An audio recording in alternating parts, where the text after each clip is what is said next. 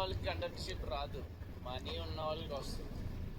Money ఉన్న వాళ్ళకే ఆ వస్తుంది. 2000లో నాకు చీర వద్దని వెళ్ళాను, ఆ 2000 ఎత్తేస్తారని నాకే తెలుసు.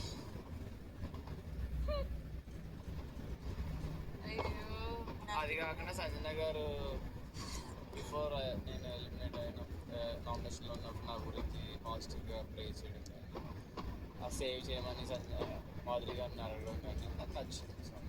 ఆవిడెళ్ళి అడిగారు.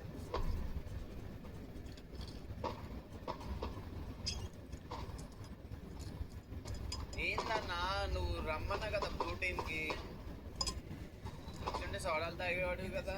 ఎందుకు ఇప్పుడు హ్యాపీగా ఉన్నాడుగా? ఏం తక్కువ ఉంది?